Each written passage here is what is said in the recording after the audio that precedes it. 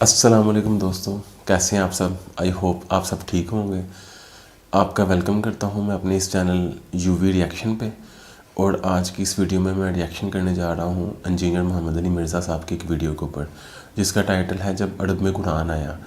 اس سے پہلے میں نے انجینئر صاحب کو نہیں سنا، وہ اپنی لائف میں فرسٹ ٹائم سننے لگا ہوں، تو آئیں آپ اور میں مل کے سنتے ہیں ان کو۔ کہ عرب کے لوگوں میں دو خامیاں تھی۔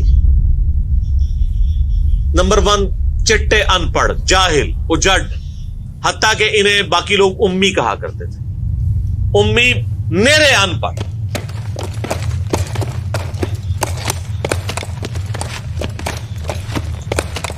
دوسری خامی تھی کہ یہ لوگ آپس میں لڑتے رہتے تھے،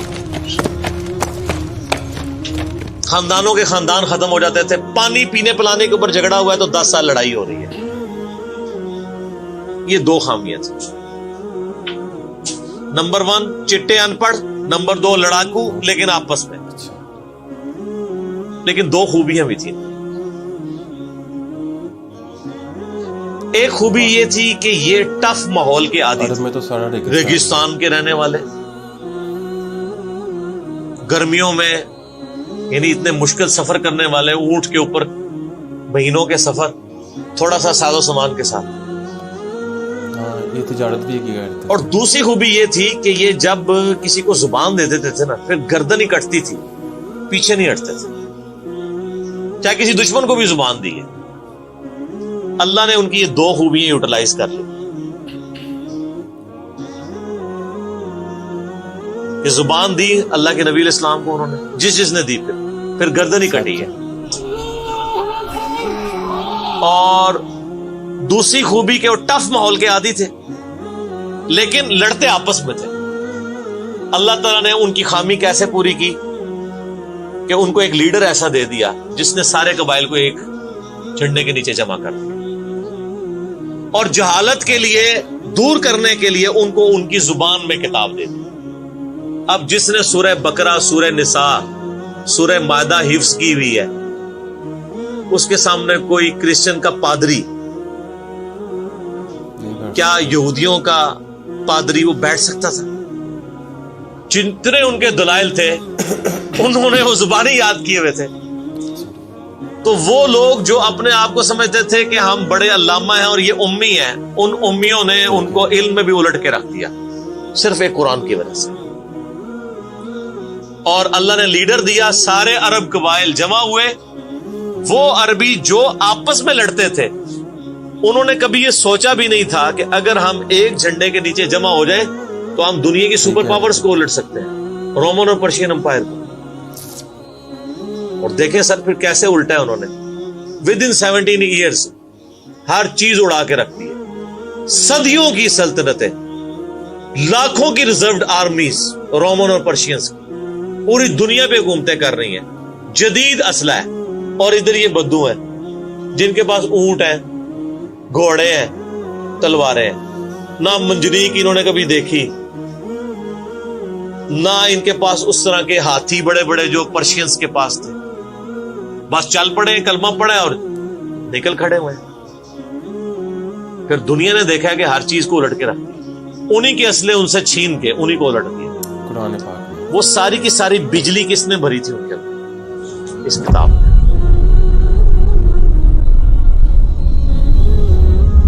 یہ کتاب تھی، کتاب پڑھتے تھے، ایمان تازہ کرتے تھے۔ جہاد کا کیوں ذکر ہے اتنا قرآن کے اندر؟ کیونکہ اللہ نے ایک ایسی امت اٹھانی تھی جس نے تلوار کے زور پہ اکھاڑنا تھا رومن اور پرشین۔ ہم مانتے ہیں کہ اسلام تلوار کے زور پہ پھیلا ہے، لیکن یہ تصویر کا ایک رخ ہے۔ تصویر کا دوسرا رخ یہ ہے کہ جو بدماش صدیوں سے دنیا پہ حکمران تھے اور لوگوں کی رعایا کا استحصال کر رہے تھے، اپنی رعایا کا، ان پہ انہوں نے اتنے ٹیکسز لگائے ہوئے تھے، ان کو اکھاڑنے کے لیے کیا میٹھی میٹھی باتیں چاہیے تھی؟ طارق جمیل صاحب کے لیکچرز نے رومن اور پرشین امپائر اکھاڑنی تھی۔ یہ تو ان لوگوں کے لیے مسلمان ہو چکے ہیں۔ بدماش کب اپنی پوسٹ چھوڑتے ہیں؟ ان کو پھر اسلحے کے زور پہ ہی اکھاڑنا تھا۔ اور پھر اللہ نے صحابہ کرام کی تلواریں مسلط کی ان کے اوپر، जब उखाड़ दी, फ्रीडम ऑफ एक्सप्रेशन मिल गया, फिर मामला सीधे हो गए।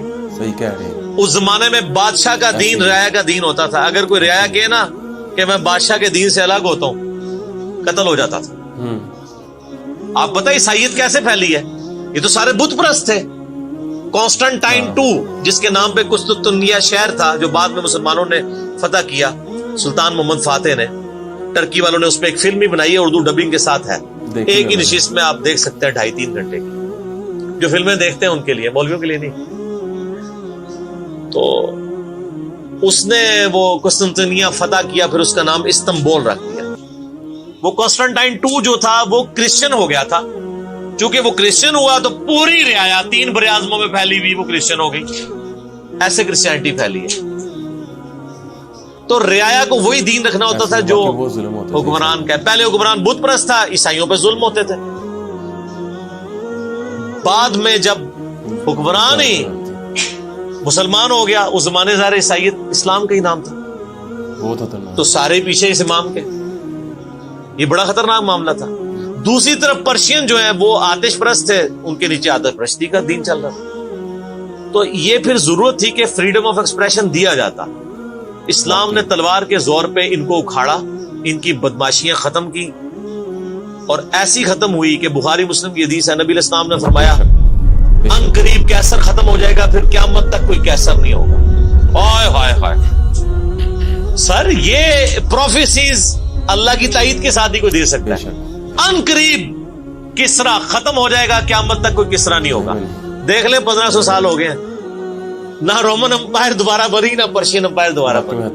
हत्ता कि अब तो वो कॉन्सेप्ट ही खत्म हो गया, मुल्कों वाला कॉन्सेप्ट आ गया। और उस जमाने में ये बात करना एक ऐसे शख्स का जिसके ऊपर ईमान लाने वाले गिनती के लोग हों, बहुत बड़ी बात। और अल्लाह ने फिर उखड़वाया।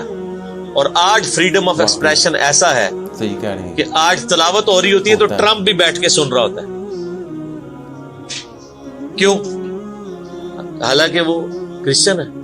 फ्रीडम ऑफ एक्सप्रेशन आ गया।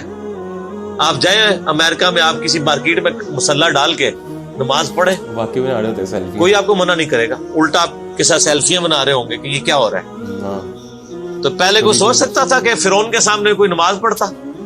जादूगरों ने जरा सी बात की, ईमान लेके आए तो मैं तुम्हें सूली दे दूंगा। तो ये इस्लाम इस दौरे जदीद का खालिक है। और ये दौरे जदीद को तख्लीक जो इस्लाम ने दी है वो कुरान के जरिए। एक अल्लामा वहीदुद्दीन खान साहब है इंडिया के, 90+ उनकी एज है। उन्होंने किताब लिखी है इस्लाम दौरे जदीद का खालिक। इसी टॉपिक को एड्रेस की, कमाल की किताब है और पढ़ने से ताल्लुक रखती है। आप गूगल से उसका PDF भी डाउनलोड कर सकते हैं, छोटी सी किताब है। इंग्लिश में भी एक किताब लिखी है, गॉड अराइजेस, खुदा उभरता है। खुदा फिर जो उभरा है ना जी, कुरान के जरिए। खुदा को तो खैर मखलूक की जरूरत नहीं है, लेकिन मखलूकात ने जो तमाशा बनाया हुआ था ना, उस तमाशे को हमेशा के लिए अल्लाह ताला ने अपने पैगंबर इमाम आज़म सैयदुना व मौलाना मुहम्मद रसूलुल्लाह सल्लल्लाहु अलैहि वसल्लम के जरिए शिर्क का खात्मा करके क़यामत तक के लिए जो दीन एस्टेब्लिश किया इस किताब के जरिए। अब ये किताब क़यामत तक नबी इस्लाम का मौजज़ा है। ये किताब है सर जिसने दुनिया पलट दी। और ये वो किताब है जो हम सिर्फ अपनी बच्ची को जब रुखसत करने लगते हैं नीचे से गुजारते हैं, ठीक है, और चूम के गिलाफ में रख देते हैं। इससे ज्यादा इस कुरान को हम कोई अहमियत नहीं देते।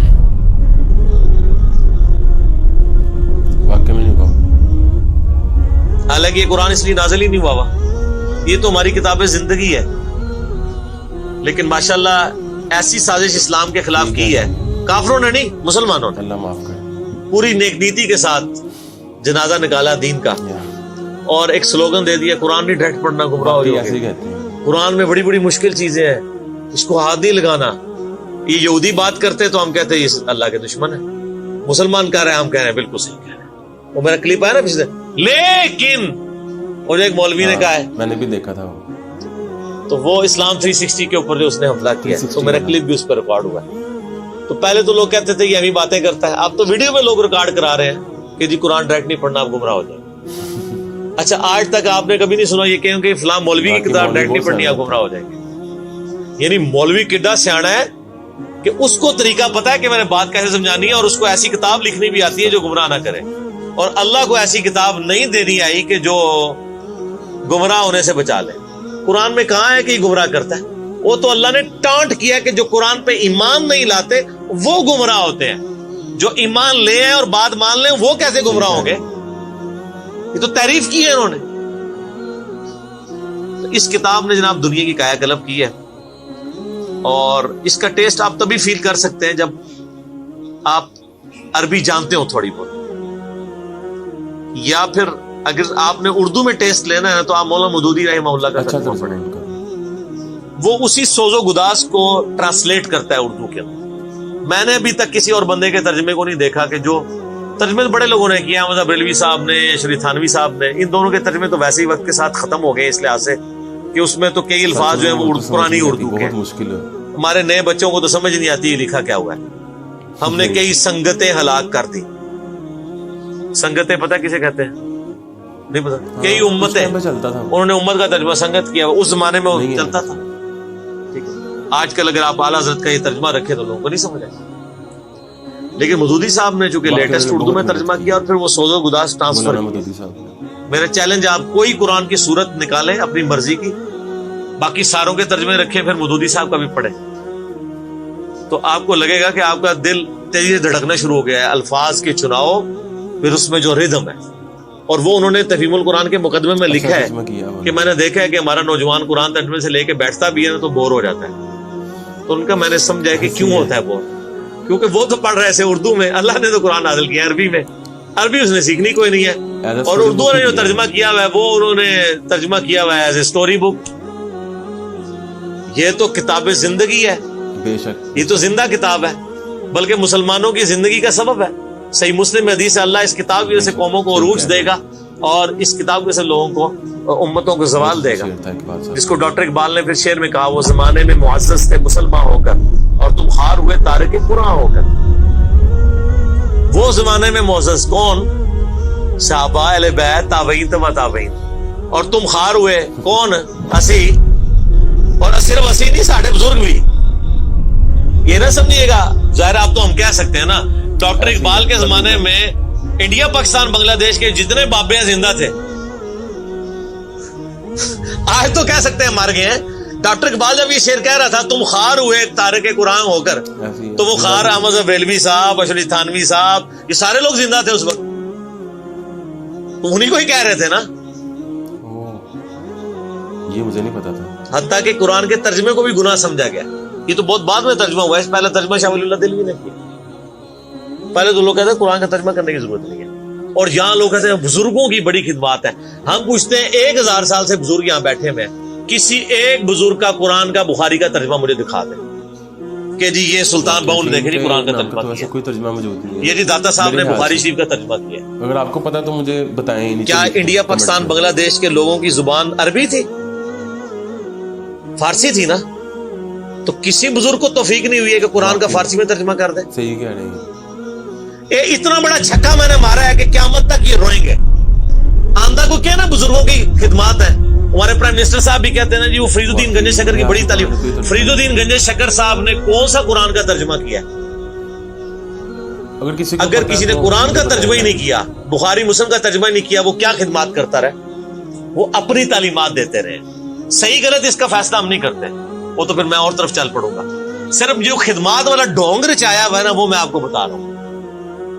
جتنوں کے مزار بنائے ہوئے آپ نے، کسی ایک کا ترجمہ دکھا دے قرآن کا، تو یہ پھر انہوں نے جان بوجھ کے سیاست کی اسلام کے نام کے اوپر، اپنی باتیں کرواتے رہے۔ سر ان کو پتا تھا قرآن کا ترجمہ ہو گیا، سورہ زمر اور سورۃ الانعام اگر اردو میں آ گئی تو بابوں کو کس نے پوجنا ہے؟ سر ایسے ہی بخاری کا اگر ترجمہ ہو گیا تو ساروں نے تو رفع الیدین سے نماز پڑھنی ہے، بابے سارے بغیر رفع الیدین والے نے۔ یہ وجہ تھی کہ بڑی ہوشیاری ہے انہوں نے، یہ نہ سمجھو بولے سمجھے، بہت ہوشیار سمجھے۔ اور دیکھ لینا پھر اب رزلٹ سامنے آ گیا، جدھر ترجمے ہوئے ہیں وہ کہنا نہیں پیو دادے تے ایتھے ہاتھ بندہ سی، اے ایتھے بندہ ہے، تو رزلٹ نکل آیا نا۔ اسی لیے بزرگ جو کام کرتے ہیں وہ حکمت سے خالی نہیں ہوتا۔ ہاں انہوں نے بڑی ہوشیاری دکھائی ہے آپ کے ساتھ، لیکن اللہ کا وعدہ ہے والذی ارسل رسولہ بالہدی ودین الحق لیظہرہ علی الدین کلہ. قرب قیامت سے پہلے دین کو غلبہ ملنا ہے. غلبہ بابوں کے ذریعے نہیں ملنا تھا, اسی کتاب سے, جس کتاب نے پہلے غلبہ دلایا. اب آج دیکھیں بچہ اینڈرائیڈ فون کھولے ہوئے ہے, کوئی آیت آتی ہے ترجمہ پڑھ لیتا ہے. تو سر یہ خدمت تو پھر انہوں نے کی ہے نا اسلام کی. اچھا یہ اینڈرائیڈ فون کس رحمت اللہ علیہ نے بنایا تھا؟ وہ کہتے ہیں بزرگ تے دنیا ہی کلپ کر دے سے نگاہ مار کے. وہ بزرگوں نو لے آؤ تے ٹھیپا موبائل نیچے چلا سکتے نہیں چلا سکتے. آپ مجھے بتائیں میں کسی بزرگ کو قبر سے نکالوں اور اس کو یہ موبائل چلا لے گا؟ آپ کا بچہ چلا لیتا ہے. اور کسی کا اگر اتنا ایمان ہے نا بزرگوں کے اوپر, تو آج والے بزرگوں پہ بھی ہے. تو میں نے ان کو بڑی دفعہ مشورہ دیا ہے کہ بزرگ جو جناب دنیا چلا رہے ہیں, تو میں ان کو کہتا ہوں آپ کو بزرگوں کے ساتھ جہاز پہ بٹھاتے ہیں. جب 10 کلومیٹر ہائٹ پہ پہنچ جاتا ہے یہ بوئنگ جہاز, جب پہنچے تو ہم پائلٹ کو کہ تو تے پائی بسم اللہ پڑھ کے تے پیراشوٹ نال کود جا. بزرگ چلان تے جہاز لینڈ کران, وہ کتنے لینڈ ہوئے گا جہاز؟ بزرگاں دے مرید بھی اس جہاز ہی نیچے بیٹھ لگے. جڑے تانوں کہندے بزرگ دنیا چلا رہے ہیں ان کو بھی پتا ہے جہاز کو نہیں لینڈ ہونا. اور جو جہاز نہیں لینڈ کرا سکتا, میں کہتا ہوں کسی بزرگ کو آپ لا کے جہاز کے کاکپٹ میں بٹھا دینا, وہ نہیں لینڈ کرا سکتا. ہاں لینڈ کرائے گا اگلے جہاں جا کے, وہ بھی وہ نہیں کرائے گا, خود ہی ہوئے گا. سب کہانی ہے, کہانیوں کا دور ختم ہو چکا, کیونکہ اب ایک نعرہ عام ہے. کون سا؟ کہ نہ میں وابی نہ میں بابی, میں ہوں مسلم علمی کتابی. تو یہ علمی کتابی جب ہم کہتے ہیں تو وہ علم کون سا علم ہوتا ہے, وہ کتاب کون سی کتاب ہوتی ہے؟ یہ اللہ کی کتاب جس پہ ہم بات کر رہے ہیں. تو آپ دیکھیں میں اس پہ بھی اچھا جی 30-35 منٹ مدنی مرزا صاحب کی ویڈیو کو دیکھا اور کافی انہوں نے پوائنٹ کی باتیں کی ہیں. مجھے نہیں لگا ویسے انہوں نے کوئی غلط بات کی ہو. اور واقعی اگر میں ترجمہ دیکھوں تو مجھے نہیں ترجمہ ملتا کسی بھی مطلب کہ ایسے بزرگ کا کہ جنہوں نے لکھا ہو. جیسے یہ حضرت علی حجویری صاحب ہیں, کہ گن شکر ہیں, کافی بزرگ ہیں, پر ان کے نام کا مجھے آج تک ویسے کوئی ترجمہ ملا نہیں ہے. اگر آپ کو کوئی ملا ہے تو کائنڈلی مجھے ریفر کریں یا کمنٹس میں بتا دیں. اگر مجھے ملے, میں بھی آپ کو ملے تو میں بھی اس کو پڑھ کے دیکھ سکوں کہ یہ ہے یا نہیں ہے. باقی اگر بات کریں لاجک کے حساب سے تو وہ صحیح بات کر رہے ہیں اور کافی اچھا, مطلب ان کی اسپیکنگ پاور بہت اچھی ہے, نالج بہت اچھا ہے. تو فرسٹ ٹائم میں نے ان کو سنا ہے, اچھا مطلب کہ وہ مطلب کہ پریزنٹ کرتے ہیں چیزوں کو. تو باقی ہم جو ہے اس چیز کو کرتے رہتے ہیں, مطلب کہ ان کے ریئیکشنز وغیرہ دیکھتے ہیں, مطلب کہ ان کی ویڈیوز کو دیکھتے ہیں, مل کے دیکھتے ہیں. اور انشاءاللہ دوبارہ ملاقات ہوگی ایک نئی ویڈیو کے ساتھ. تب تک کے لیے مجھے اجازت دیں. اللہ حافظ.